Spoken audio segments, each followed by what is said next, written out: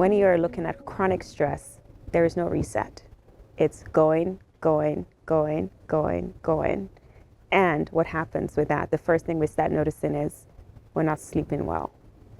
And then it's like a myriad of things that begin to happen. I'm not sleeping well, I'm becoming irritable. I'm like, oh my God, I'm frustrated. Everything is just happening. Then your heart begins to race and you begin to see that, oh, I had to go to the ER the other day and they did all this workup. Everything was negative. Thankfully, right, medically, everything is negative. And they're like, well, maybe you might need to speak to a psychiatrist or a therapist. And you're like, what? Where did that come from? I've been perfect all my life, never needed to talk to anybody before. And all of a sudden, you're like, well, you were having panic attacks, right? And it's been doing work there. So what you don't know is that panic attack or that constant state of secretion of cortisol has led to your heart. Your heart has been doing a lot of pumping. Now, you go to your PCP and you're like, oh, your blood pressure is a little high. What's going on, right? So these are the things you start seeing there. And then before you know it, you're like, oh, your blood glucose is also high because you're not sleeping. You're looking at the computer, you're scrolling through social media, and you're eating and eating and eating and just eating, right? And then they're putting up the pounds. Your clothes cannot fit anymore. I'm getting frustrated. I am not happy. I'm getting depressed because now I've gained this amount of weight. I don't like how I look. And before you know it, you don't want to go out. What are you doing next? Isolating yourself, right? Isolating yourself. And just a bunch of things. So what's the next thing you turn to? Oh, I had a few, just have a glass of wine, right? And, oh yeah, I slept a little better. And then tomorrow is increased. It's no more just one glass, 2, 3, a bottle, right? Addiction kicks in. You're feeling frustrated. Life, everything is going, relationships, everything is just in the dumps. And next thing you know is like your suicidal thoughts. Like, well, it's not even worth it. Life is not worth it. All of this, that is stress. And that is the impact of stress in you, because then you're seeing the relationships. We're talking about like sexual health, libido is down, nothing is happening. Children, you're like, get them out of here, right? So many negative things that are happening. That's what is happening to your body when you think about stress. So who likes that? So isn't that like a wake-up call, like, holy crap, that's what I'm doing to my body? Right. So when you think about self-care, does that now sound like a priority rather than a selfish thing? Because that's what we do. We say, oh, I don't have time. I don't have time to take care of myself. I don't have time to do this or do that. And that's what we're seeing when we talk about self-care. And with anything, I think our body is just programmed that way to think about, when you think about self-care, you're thinking, oh my God, that's a lot of money. But why does it have to cost anything? There's just fresh air. Go hiking. Go for a walk. There's a beautiful lake right there, just go sit there with the book, with your dog, just go for a walk. Just appreciate the scenery. Little things that we can do to begin to say, this is my time, this is me here, and I'm being like really practical with what I'm doing, and then taking that in the forefront and step like that. And so those are some of the things that we see. And I put here some statistics. So as of 2020, January, before the pandemic, the statistics show that it was 1 out of 5 with a mental health disorder. After the pandemic, it is 2 to 3 out of 5 that we're seeing. And, the data is, still like coming up. So I don't think we have 2024 just yet, but we do know that it is increasing. So addiction is on the rise, depression is on the rise. And we're not just talking about adults, our young adults, our teenagers. There's an increase. I work in the hospital, constantly seeing an increase of young adults between that age 17 and 19. High risk, and it's all, I'm coming in because I want to kill myself. And you think to yourself, what have you experienced that you want to kill yourself? But life, as we know, is evolving. And so we have to take it from where they are. So we always meet you where you are and take it from there. And so these are the things, and the data is showing. When it comes to burnout, it said in 2024, this NAMI Workplace did a study, a health poll, and 62% of the employees there who shared literally said had experienced significant burnout. And I think that brings to that remote work, working hybrid, or if you're working, completely remote at home, and just being able to separate work and personal time. So a lot of times you're just burnt out, right? Things are happening and we're just going because we've failed to just sort of, hey, I need to take a break for myself. And a break or a vacation doesn't mean I have to travel. And I think that's a mind shift that we have to identify by ourselves and say, like, taking a break is okay. You can just sit at home. Maybe if you have kids, and probably not, but if you don't, just go, like we said, just get some fresh air. Just go somewhere, just walk, drive. And it doesn't have to be anything that is, financially, that would financially cost you. And so those are like some of the things we're seeing with the data. It's increasing with our young adults significantly, and we're finding out, based on the data and the study, it's saying that the young adults are quitting faster than the adults. So they get into a job force and they're like, this is too much for me. I feel burnt out already. They're quitting because they have to take care of they're prioritizing their mental health. But for us adults, we're going, because of course we're hearing responsibilities. We're hearing all the things that we have to do. But then we're kind of like a car that is working without any fuel in it. You're literally on the last tank. And what happens with that is we explode, right? You hear of the stories all the time that people are literally working. You remember, you cannot pour from an empty cup. You get on the plane, the pilot tells you, make sure you put your mask on first before the kid, your kid or whoever is next to you that needs help. And again, that is just what it is. So we're thinking we have to do this, we have to do that. Yes, we have to, because for one, we're all women here. So there is a certain expectation of us in the workforce. And I've sort of kind of delved already into burnout, but we'll be back and forth between the stress and the burnout. But in the workforce, there's, that expectation. You're a woman. What you have to do is probably have to do a little twice as more than the male counterpart, just because it is just the way it is, right? You're a perfectionist, so you're pushing yourself a little harder.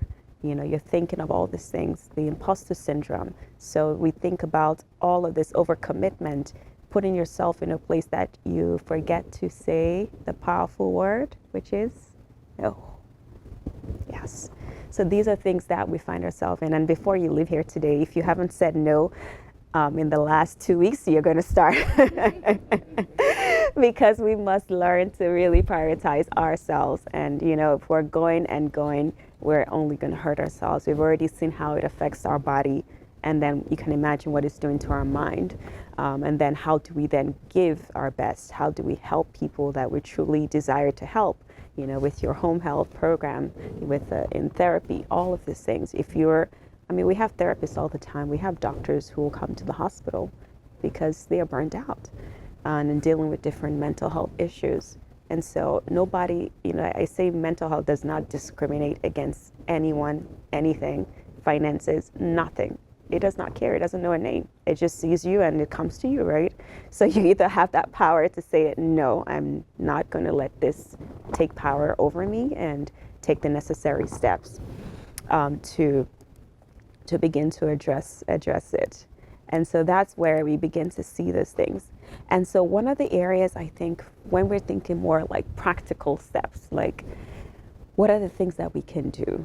There's so many things we hear of, and the first is boundaries, being able to set boundaries, especially in the workplace setting, or, developing like a certain structure. So I'm going to talk a little bit about, for those who are in the remote space where, you have like, everything is just, no separation, because you're home in the same place, position, you're just going back and forth. The first thing you really want to do, just like we talked about, is really setting that workspace. You have your routine. If you get up in the morning, And typically before maybe you remote work, you would go grab a cup of coffee or anything like that. Continue doing that. Don't just roll out of the bed and, and get on the computer. Go out for some fresh air. Come back in the house. Let it be like, okay, this is what I'm doing. This is what's next. Get that space that you kind of assign. And, if you're in a studio setting, it doesn't matter. Back your bed. Don't want to look at it, right?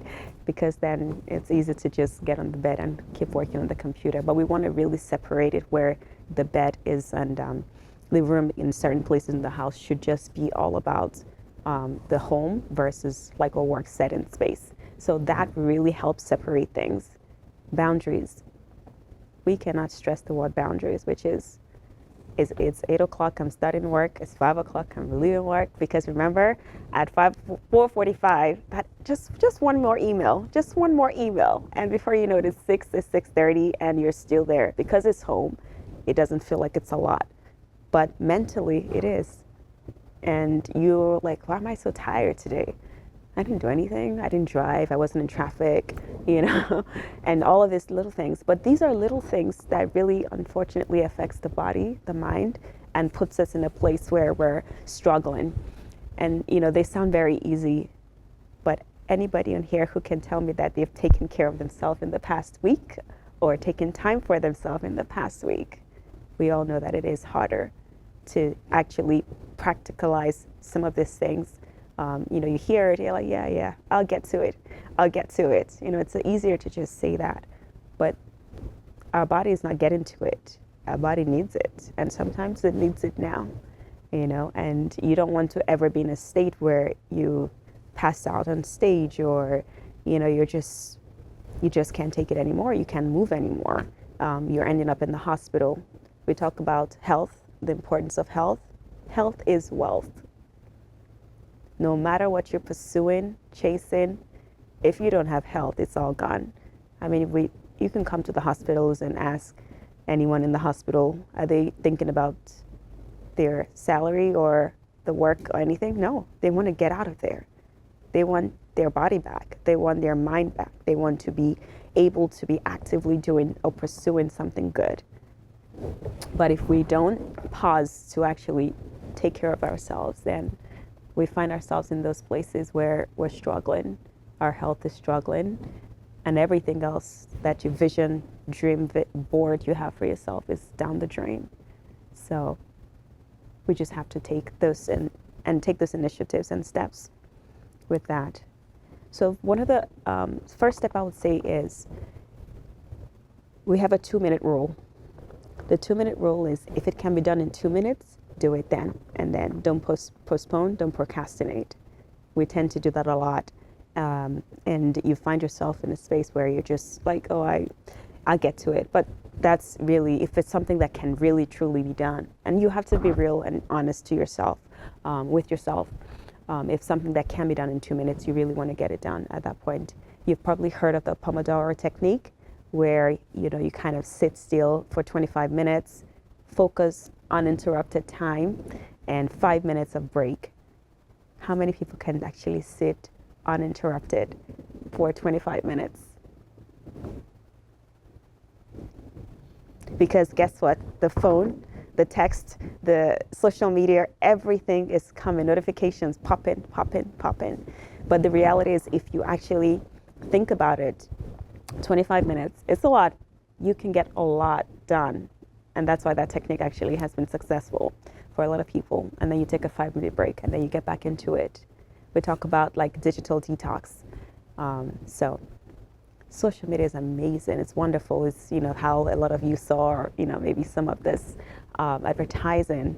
And it's here to stay, but we have to have power over it and not it have power over us. And how do we do that? Like, okay, turn your phone upside down, turn off the notifications, do what you have to do for you, because if you don't, nobody can help you do you. You have to do you in a way that is helpful for you. And so you have to be able to say, I'm not looking at my phone right now. I'm not responding to any messages right now, because this is me time. And that could be your meditation time, right? That could be the time that you set aside, and one more glance one more thing. And I'm not saying it, I'm saying it because I've done it myself. I'm experiencing it as well. And so we all experience it in different ways. And it's like one more thing, one more thing. And before you know it, you've lost the 25 minutes you wanted to use and focus on doing something and kind of been, in a way, distracted. And so we really want to focus on that. So while social media is great, we should take breaks from it. We shouldn't spend the whole day scrolling. Program a time that you spend responding to text, responding to emails, responding to social media, because for businesses and growing, you have to typically respond on those apps as well. And so that would really help you with that mindfulness. Mindfulness is a really great way. We talk about mindfulness. It's being present in the moment. We talk about meditation. Meditation is very powerful, but again, the problem today is we find it very difficult to sit still. So I asked the question, I think 2 years ago, like, all my patients that are coming, they all have ADHD. ADHD wasn't really that, it was more for kids, but the way we're seeing it, everybody, almost every fourth person in a way has ADHD because they can't focus anymore. Technology has a role to play with that. The way life is evolving has a role to play as well with that. And so we really find it difficult to meditate. But if you try it, you will see how powerful it is, how it gets your mind, even things that seem so overwhelming and stressful become like, oh, okay. I don't have to look at it from that angle anymore because I was able to just detox that process or just be in that present moment and just enjoy and release whatever it is, an approach to it. People ask, what is meditation? What is the way of meditating? There are different apps you can use, guided apps, and some of them are free online. YouTube has quite a bit of those as well. Just ways that you can, because again, we want to be practical. We want to be realistic. Like, am I going to spend another $20 signing up for this? No, we want to do something that can really be helpful to us and that wouldn't cost so much, because then that's another $20 it's just not worth it, right? A lot of times when we think about things, and we do know like the cost of living and life in itself is something that we tend to see increasing. Exercise your territory. We cannot run away from exercise. So we do a weight loss treatment as well. And I tell them, I said, look, weight loss treatment is there's no one fix. There is no magic wand. If you're blessed in the terms of your genetics, awesome. But trust me, when you hit that perimenopausal, your body changes. And I tell us, like, some things I might have got away with in my 20s and 30s, I'm not going to get away with it so easily in my 40s, right? Because it's just the way the body is. And that's part of aging. That's part of growing. That's part of life. And so we want to be paying attention to our nutrition. We want to pay attention to exercising. So we do a lot of weight loss treatments. And I say it is a jump start, because we've had patients who've done bariatric surgery and have gained all the weight back. And I'm like, was it worth it, right? We have to change. It's a mind shift that we have to look at. And so we have to put in the work. I wish I could tell you there was that magical thing that could really change things, but we don't have that yet. So until then, we must exercise. And exercising doesn't have to be, again, that when you're thinking about it, I don't want to join another gym. There's so many free things online that you can use. Even just parking your car, they talk to you about that, further away from the grocery store. Walking down the stairs, if you have stairs, you can just go back and forth. That's your step right there, and you can, those are ways, because the goal is we want to get the heart racing. And that is that is the goal. Get the heart moving. Don't just leave it there. Get those endorphins that will kind of bring about the positive and dopamine that we really do need. So when we think about exercise, we think about our nutrition as well with it. You have to just be mindful of that. We talk about sleep. I always say, people say 8 hours of sleep. Realistically, I don't know that it's true for everyone. Some people can do 8 hours. Some people can do 6. So as long as you're getting, I would say 6 to 8 hours, and the study and data shows that, I think you're in a good place. And you're waking up rested. I think that's really the key.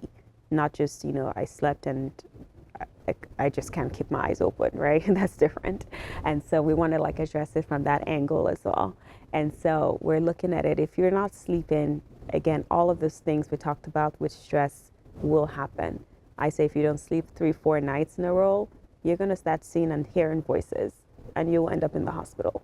It's just how it works, right? Because your body, you've put it in overdrive at that point in time.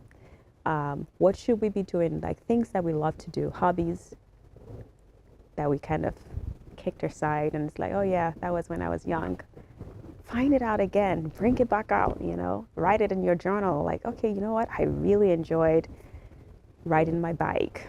Get back doing that again, anything that you loved before, a hobby that was there, but because life is just happening so fast paced, I've just sort of kicked it to the side. We want to bring that back and be realistic with it. Community. And this right here is a community. What Bear Fitness does is it's a community. That's powerful because not everybody is blessed to have a family. And so their family becomes their community where they volunteer, where they go to work, where they exercise, all of those things, that becomes your community. So you want to find that community that kind of supports you, both career, professionally and non-professionally, and just in general, it just kind of helps you, that community that is there. Hey, Elena, can I get you to do this? Can we meet up for this? We're doing a bike ride this weekend. So that becomes your community. That's building strong. Psychiatry, psychology was never meant to be isolated. We were born on earth to be with people, not to be isolated. So if you see anyone say, oh, I don't like being with people, there's something wrong there. And it doesn't mean that they're not functioning, right? But that's not how it's meant to be. We're all meant to have that community that we kind of network with that. So I did write a book, and the name of the book is The Mind of the Mogul. And the book is really about professionals trying to achieve so much, success. And when I think about success, I'm like, well, what is success? Success it's not all about money. Success is being able to fulfill what you set your mind to really. So your goal today is, hey, I'm not eating, I'm doing a keto diet, or I'm doing whatever it is that you set your mind to do. So I'm doing that and I achieved it. That is success. The problem is, I think the human body and the mind is programmed in a way that we think of success as, oh my God, I have to have $1 billion in my account. It has to be this, it has to be that, realistically. And then we set ourselves up for a failure and then internalize it. And then we're down and depressed and we can't see the beauty, with things. So like this, and so the book anyway is about leveraging different aspects. So I'm just going to say like some of the acronyms of the mogul. It's MOGUL, and M stands for what we just talked about, mindfulness. It is so powerful that we don't realize being present, what it does to you. Yes, we're going to elevate ourselves as a community, get up there, do things we want to do, set up, we all set high standards for ourselves. That's that perfectionism, like, I want to do this, I want to accomplish this, and that's great. But also being present is critical and key. The O is for optimize your time, prioritizing your task, and also delegating. You cannot do everything. When we talk about work-life balance, there is nothing called work-life balance. It does not exist. Do you guys agree with me? Something is going to give. You cannot give 100% in every area. So if you have a family life, you can't give 100% and give 100% at work. It's a balance, really. And so that's what we have to think. And you have to be able to remember that there is a set time for everything. So maybe in my mid-30s, I'm like, hey, I'm driving, I want to be this, I want to be that. You're giving everything. Maybe you don't have a family, or maybe you have family, but you have some, grandparents who are still alive who can support you while you're kind of trying to get to the top or ladder of your career and things like that. So it's a time, but guess what? You're losing time in the family, right? But while pursuing this and being mindful of it, it's okay. For us, a lot of times we take time when we have kids, we maybe the first couple of years we're like, hey, I'm going to focus on them, and then after that I will get back into the workforce. It works for some people. It doesn't work for everyone, right? But you want to be, the key thing I would say with that is when you are wherever you are, be present in that moment. So if it's family time, be present. Be present. If it's work, be present, so that you're giving your best when you are at that in those spaces. With that, the G stands for growth mindset, and just viewing like challenges as opportunities, because we can't stop life. We can't stop the challenges that comes with things that are constantly changing. I mean, this pandemic yesterday is the epidemic with addiction. There's always something. We cannot stop all of these things, but we can stop how we perceive it, our perception, how we internalize it, and how it affects us. And then L is leverage. So leverage your support system. So again, we're talking about our community, talking about professional help, seeking that. And so these are like kind of ways that we can do, and we can approach the mindset and the mind shift. So when you're thinking about the mind of the mogul, what are the things that I really want to do with that? For that. So I'm going to pause here and just kind of ask questions. You guys tell me just any questions that you have. I know I've been talking a little bit, so yeah.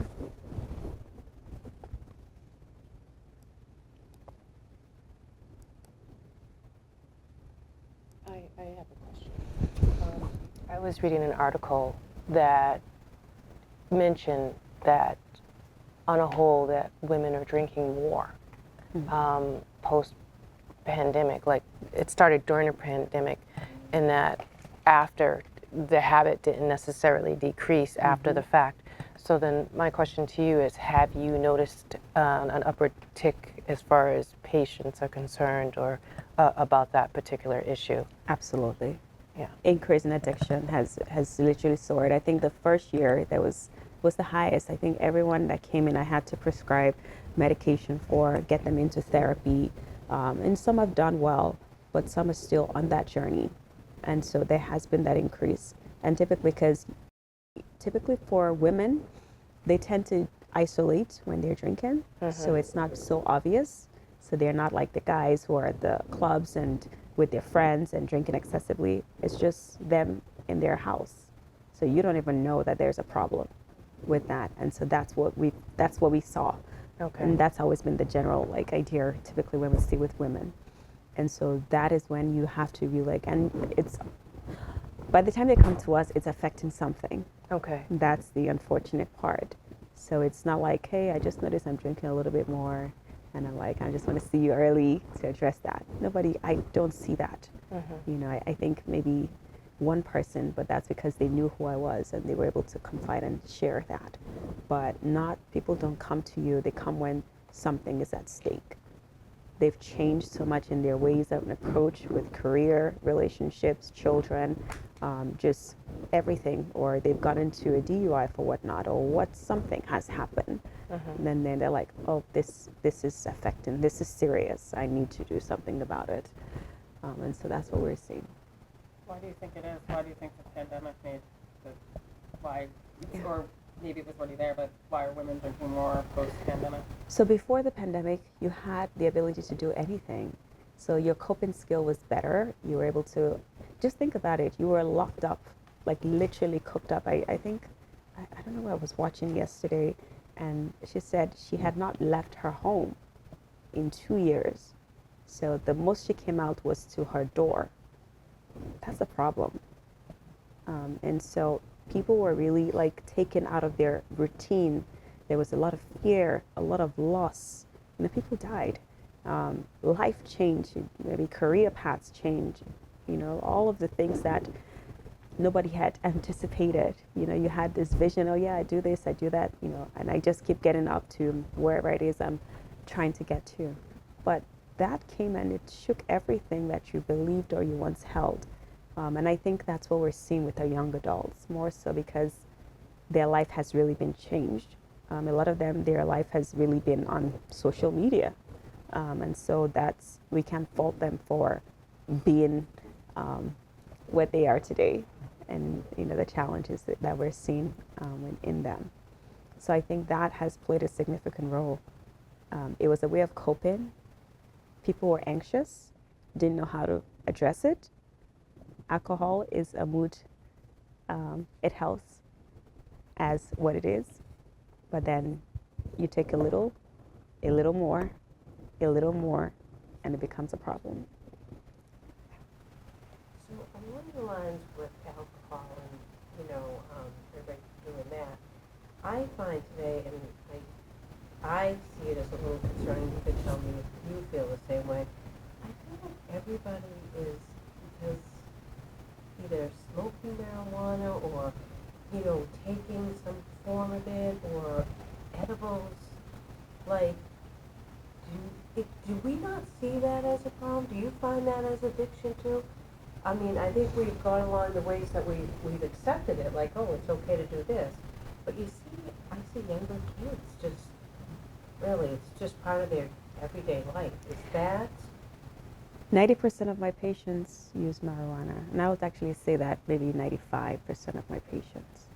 And I think this is bigger than me because it's statewide legalized. So I think that's where the issue is. Because prior to that, people who would never seek it out are now able to get it, and there's every dispensary around, right? So, it's unfortunate.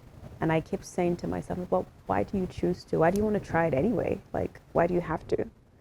We can say that, but you don't know the peers, the pressure, the environment, all of that plays a role. And so there is a definitely significant increase with marijuana use. And the unfortunate part is they don't tell you that marijuana is going to, it cures everything. So if I use it consistently all my life, I will be okay. I would continue to have the same effect. It's not so. So in the beginning, it does help. And we're not saying that it doesn't help. It does help, but it doesn't sustain because you're trying to treat something with something that has its limitations. And that's really the issue. You're self-medicating. So you cannot sleep, you use marijuana. You use it today. So today you can't sleep, tomorrow you can't sleep. Before that's a pattern. And you keep relying on that. But we're not dealing with what is causing you not to be able to sleep. So if we can address that, then the need to even use medication sometimes or other things will not necessarily be there. So the same thing with the edibles and all of that. People don't know, but some that are aware of, and doesn't mean the healthcare here, is when you use marijuana, especially with the THC component, it can predispose you to psychosis. And we're seeing increase in that. And young adults, because everybody's using it, so why not me? Well, your body is just Jane, John, Jack, all used it, but it's John that is affected. And so it's like, well, who is to say who is? We don't know that. You don't know that until you try it. So it's like, if you don't have to, and it's I think when we think about alcohol, and initially they were saying alcohol was good for the heart. Like, if you don't drink, why would you then have to use alcohol to make sure it's good for your heart? Because if you don't drink, your heart is still good, right? So my thing is, well, if you don't drink, you don't drink. Don't look for a way to kind of justify that. And now they've come back to say alcohol is not good for your heart. Like, you guys are just sending wrong messages or mixed signals. So not to say that you can't drink, but I believe the key is moderation. But do we know what moderation is? The study shows that for women, you shouldn't be drinking more than 3 glasses a day. For men, you shouldn't be drinking more than 4 a day. So combined together in a week, a woman should not drink more than 7, and for a man, more than 14. But we know that it's happening a lot more than that. And these are not just drugs. These are drugs that affect the brain and the dopamine. It tells you that it feels good after taking it. And so that's what we tend to see with that. And that's why it's a problem. And that's why people go back to it, because the brain is telling you, I like the way I felt when I took you or when you ingested me. And that's the problem with the addictions.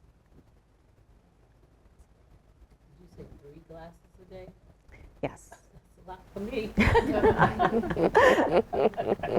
have 3 glasses. Ooh, child. Yes, yes, we don't want.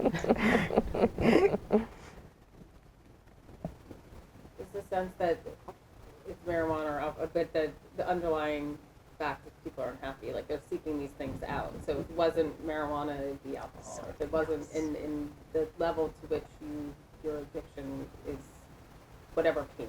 I mean, Yeah. so that it would stand to reason that a lot of the people in the practice would use marijuana. Like they're coming to you because something is not wrong. right. Yes. Yeah. They've, I mean, everybody says, oh, use this, because we have Google, Dr. Google, as I call, and then we have peers and friends, and so it's not every advice that you should take from a non-professional. So I think that's key. So even though your friends are using it, doesn't mean that it's going to be good for you. And like we said, we don't know who is going to respond because I don't know your genetics, and I don't know what your history is. But we try these things, and unfortunately, we see those who it adversely affects them. And that's why we say that negative coping skill is not the best with any kind of drug or substance. If you are having like anxiety, any one of these things, seek treatment. There's treatment available for it.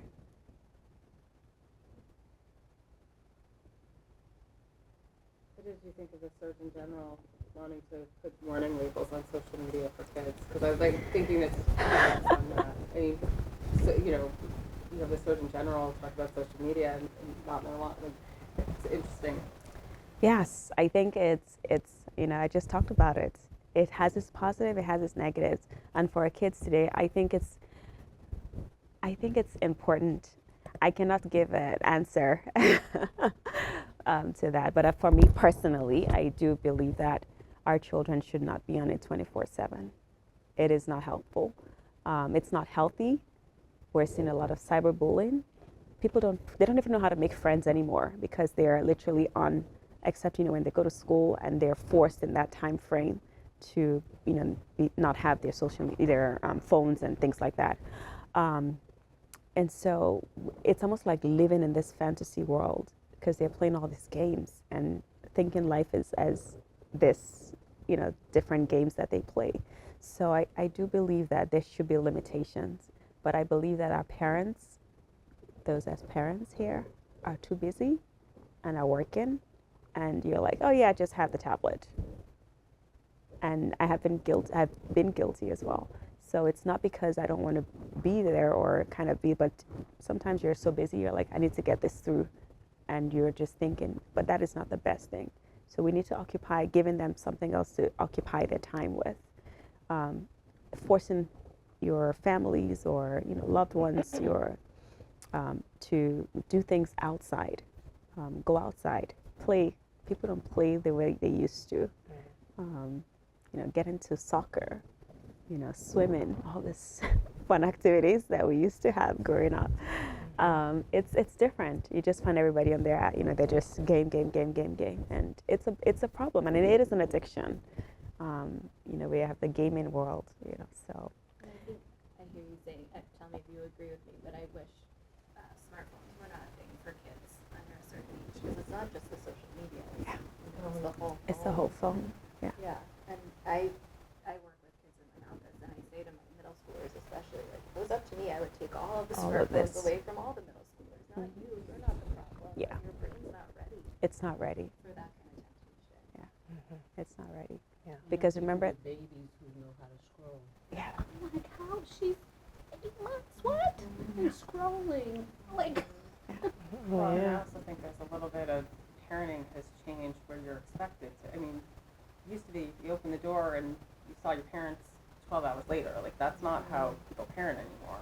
So it becomes this unfair where you feel guilty as a parent letting them use the phone, Yes. but you're also not just sending them out into the world to, kind of make mistakes and do their thing. That doesn't happen anymore. Mm. Yeah. that's why I want to take off. Yeah. I love the whole movement. I mean, I know our public schools have the no phones. I don't think they enforce it, and they should. Mm. I think it's a Especially, great idea. It's a great idea. Yeah. In our couches, you can see all and take it away. I mean, that's at least 8 hours out of the day where they don't have access to their phones. Yeah. And to your point, like kids don't know how to talk to each No, I other. was going to say they're losing social skills It's by being on the yeah. phone all the time. Yeah. They only text.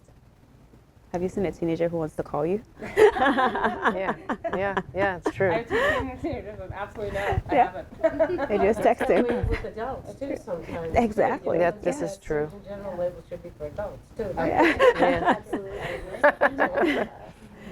So, And it is great because when you do put it away, I just I wanna see what find time that it is. too, you put your phone away, you can get so much more accomplished. yes. Just get that out of the way and then you can just go. Because once you do it, it is. Mhm.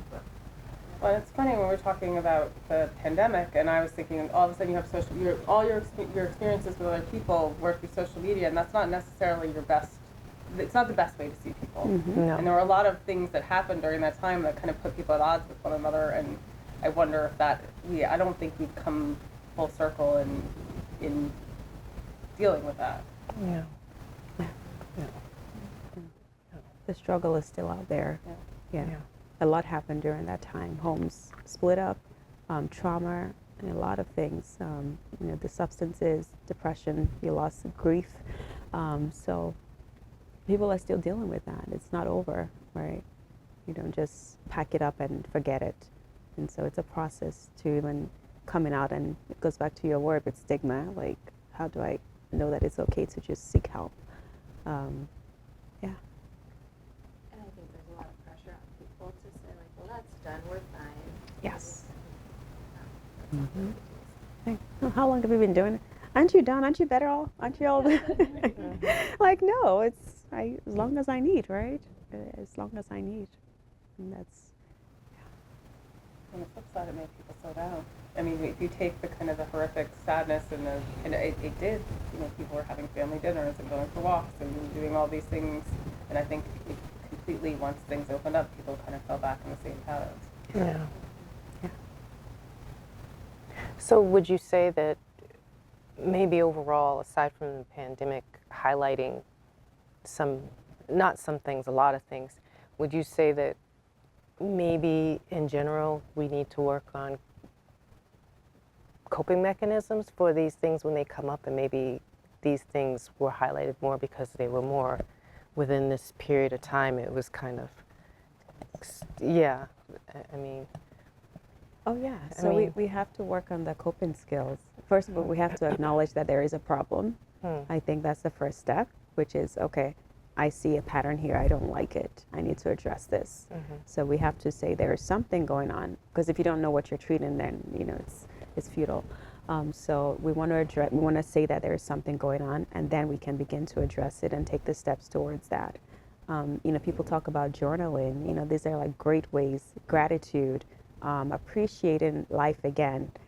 It's not all bad, but like we said, there's a way that the human mind has been programmed to just see everything from the negative angle. And that's why you watch the news, the only thing is the bad news that you remember. Nothing about the high schooler who scored, on the track team, or, did something great and stuff like that. So we never remember the good. Someone says something to you, they say it's that one person who said something bad that the mind remembers. And that's just, I think, the way the human brain has just sort of adapted to. So it's hard to see good, but we have to be able to say, we're taking a step aside, and then let's see what are the coping skills I should be approaching with this. And so we've looked at some of them, some practical things that we can be doing to help each other, to help ourselves.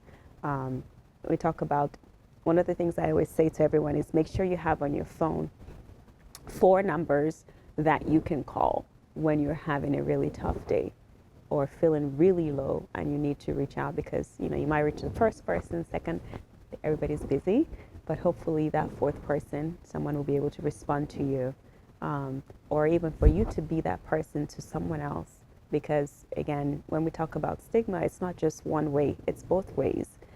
So you don't judge anybody, as well as if you see it happening, speak up against it, and let them normalize it. Like, oh yeah, I'm so glad John is getting help. I'm so glad Jane is getting help. And let's keep moving, not talking and making them feel like there's something wrong with them. My patient who tells me, I wish I had cancer and not bipolar. Like, who says that? It's treatable, right?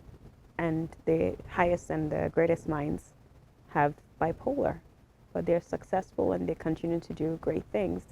But again, it's a mind shift. It's a mind shift with what we have and what we should be, our approach to it, and looking at it. It's not the enemy. It's just something that comes in there, but I can kind of override it by taking the necessary steps. So. Also not just the person with the diagnosis, right? Yes. If you tell your neighbor I have cancer, it looks like can I bring you dinner? Mhm. And if you tell your neighbor you have bipolar, it looks like Yes. Yes. right? That's the way Yeah. we react. It really is. People are vulnerable to share that. Yeah. So we all have a role. So for those who are listening, anyone here, you want to be that first person that says, "Can I bring dinner? You know, what can I help you with? You're not alone in this, and I'm here to support you." It's important that we don't just let people suffer in silence. I'm gonna stop you here if that's okay. Yes. Stop the camera. Okay. Oh, I think they already stopped it. Okay, perfect. You're good to go. Okay, so yeah, please continue. Yeah, continue. Yeah, because it was a whole situation. I was like, oh, this is not good. Oh no.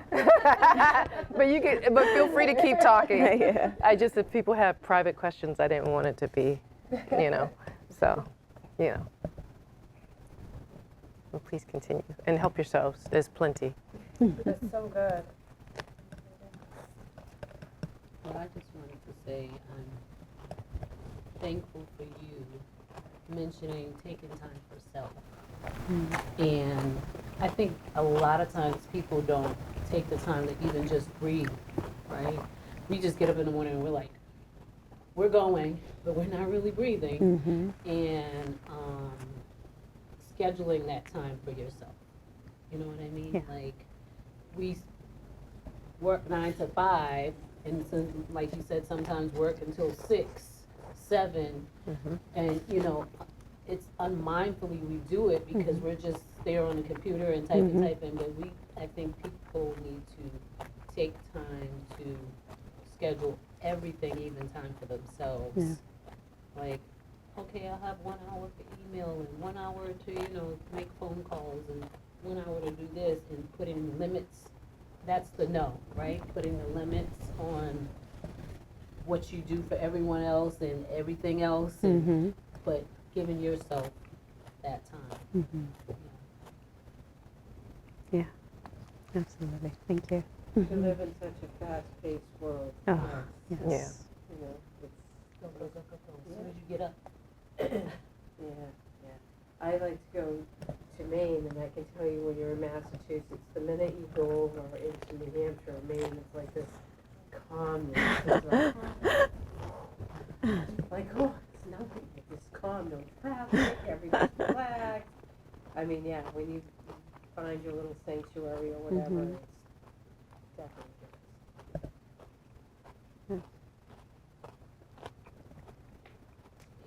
Well, it says like, parking further away for Yeah. exercise to walk. You could leave a little earlier before picking up your kids and sit and just listen to a song that you love. Yes. You know? And say, oh, you know what, I love this song. Great. Yeah. Kids in the car yet. You know? Yeah. Little things. Yeah. Yeah. The little things go a long way. Yeah. I think we're the ones that make a mountain out of We what it think has shouldn't to be. It has to be big, production, yes. right? And that's why the vacation doesn't have to be on an island. Right. It could be a nice drive to the park and just stay in there, sit in there until sunset, right? So making it more practical, cost effective, that doesn't put you in a place like, oh my God, it's a heavy burden again. I have to look for an agent, for a tour and guide and all of those things, right? There's time and space for that, but just having that, talk about, some people say like massages could be very helpful for them, and so they cost, right? So you can do that every so often as you can, as it financially fits into your life, but you want to do things that don't have to be such heavy lifting with that. Or even if you have a partner, maybe you give each other a massage. You know what I mean? There you go. Sometimes you need the extra little something. Liking that. We kind of forget about the person that we're with. Yes. You know, you forget that. Oh, I got a whole person here who could rub my back for free. You know.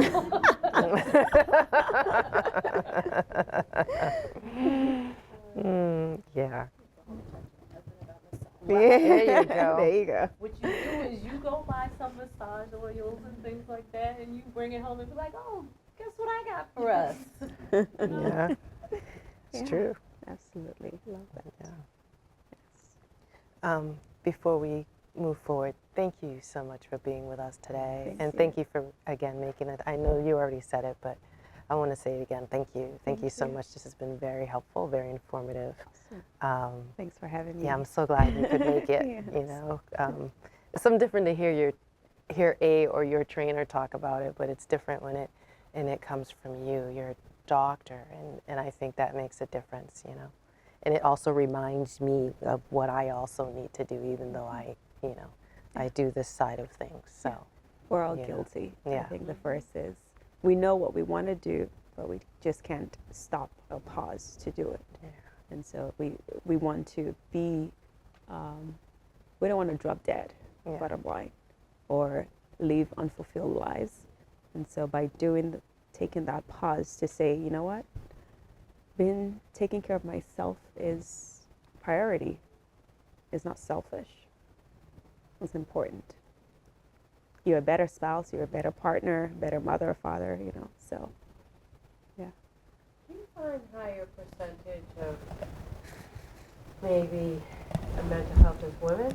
Or do you balance, or I just wonder, I think women because- just do so much more I think than because- others, but I just feel like we have the weight of the world, you know what Yeah. I mean? And you're But we're different, right? Yeah. We're able to talk about our feelings and emotions easier than men. Men they're looking for who's going to say it first, right? But we're butterflies. We just talk about it, right? We talk about it. We say, how we're feeling. But before you hear, you have partners, before you hear a man say he's feeling this way, that way, by the time he's saying that, it's serious, right? But you say it all the time, so like, oh yeah, she's okay, right? So, but when the guy says that to you, you want to pay closer attention, to that, because they've processed it differently in their mind before actually opening their mouth to tell you, as a partner, and things like that, or even as a brother. So, men we're different. But it's the same mental health. Yeah. Yes. Pass this around. Yes. Oh, keep talking. How would you recommend going about trying to draw out some of these emotions from a male perspective? Just saying it blatantly. Like not from an intimate point of view. Yeah. Now I work with 90 men and 10 women. The 10 women are way more likely to talk to me about how they're feeling, whereas the 90 men lots of For men, in communicating with them, you want to be direct, which is, have you had these thoughts, thoughts of depression, thoughts of wanting not to be here anymore? Very direct with them. And that's just because men are more direct, right? With a woman, you might say, oh, have you just noticed that you've not doing the things you would normally do and getting more irritable, so there's a way we always approach when you're talking to a man versus a woman, and I think that's really what we are trying to get there.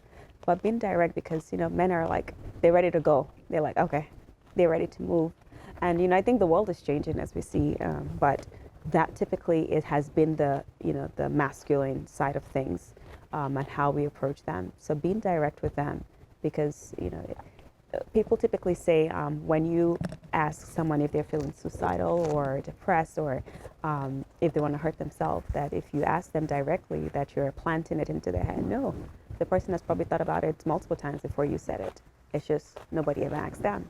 And now that someone has asked, it's like, oh, I actually have. And they're more honest in their thought, and their response with that. So we just typically with males, we're more direct. We kind of course, get to know who that individual is, and from a point of therapy for you, and then just being able to like ask them. From those who are from partners in the room, like you see those subtle. They're always very subtle changes. Pause.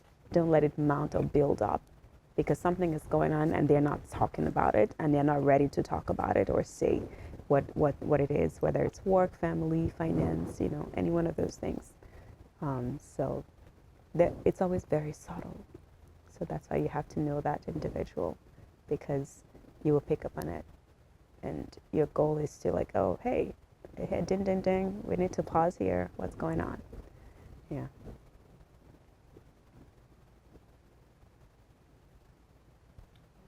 I read a lot about mental health because I have a sister that has mental health issues. And do you think what percentage contributes to like the lack of nutrition in mental health? Because I've been reading a lot about mineral deficiencies and vitamin deficiencies that trigger certain mental health issues. What percentage? I don't know the percentage, but what we eat what we feed our body with affects us, right? And so it's just standard. If you eat a lot of carbs, you're going to produce a lot of, going through the whole glycolysis, breaking down sugar, and all of that in itself is causing a lot of, when we say it's secreting, like more so like you find more depressive moods with that, right? And that's just, I can't tell you every answer to the mechanism behind that in itself, other than the fact that that's kind of what we tend to see based on research and clinical evidence with that. But like vitamin D, we don't go out in the sun, we don't get enough. We know that plays a significant role. It's a hormone, and it plays a significant role on our mental health. B12, people forget that we don't eat, we're vegans, right? So here we are, but hopefully you're getting your B12 somewhere else, your vitamin B. And so we have to, when the world was created, we were supposed to eat kind of everything in moderation, but we don't. And then we've come up with everything else that has changed the way life is, and our food in particular, because we know that for them to make a mass production, we're no longer eating organic stuff, right? We're eating processed upon processed, and so that's why people asking, how come all of a sudden everywhere you go is cancer, or is autism, right? There is something in our food that has changed through the years. We know we've kind of all veered away from, and even the organic, I would say, is it really organic? So it's just to avoid, of course, running into a famine, like where I know there is not enough food to feed us all. That mass production has come about, processed food, in the way they break down our nutrients. And you even know that if when you have vegetables, and if you're going to steam it, you shouldn't steam it for too long because you lose the nutrients right in there. So again, you're eating it thinking you're eating the vitamins, but you've probably lost half of it to its protein that has been denatured. And so these are like, it's just, I think, just part of how the world has evolved, and the way we're eating processed food. But it does play a significant role. I do some integrative psychiatry, and we talk about like the nutrient aspect of it. And so like our omega-3, we don't have enough, right? Vitamin D, like I mentioned, all of this plays significant. Magnesium, so the minerals you're talking about as well. We don't have enough in our food intake. Some people go and they eat and back, but we don't know what is in what you've just ordered, fast foods, all of these things, how much of the nutrients are really there. because as far as they're concerned, it's a business and we have to have enough. And so, unfortunately, in the process of trying to make that much, we've lost significant amount of nutrients. So yes, vitamin a day is good, but more so specifically, you need to know what you're deficient in so you can address that. So you'll find like my patients, I will definitely put a lot of them on, we do blood work, so we'll always like put them on vitamin D, because most time people just don't go in the sun, so they're always deficient or low with that. And then vitamin B12, so it's things that you can do that helps with your cognitive abilities and things, so yeah. You're welcome. Are there any more questions? No? I think we're done for the day. Okay, well, I want to, Thank you. I'm sorry, you think. yeah, no, I want to offer you all, so at my clinic, we're going to give you like a free lymphatic massage, facial massage. And so you have my card. So just go ahead and when you call, just tell them that you were at the WCAT station and you wanted to make your appointment for your free lymphatic massage. Yeah, so, yeah. Just thinking about that today. Let me tell you, so Uh-oh. oh no. I had a little toy, but I turned it into like I use it to like massage my head and my neck and my, like, you know what Yeah. I mean? Like, I wake up, my neck is like stiff and I'm like, oh my goodness. So I use it for like, and then yeah. I need that. Yes, Thank you. yes. Call, make the appointment. Grace is our amazing esthetician, and she does a great job. So, Oh. yeah. And thank you all for coming today. Yes, wonderful, thank you. Thank you.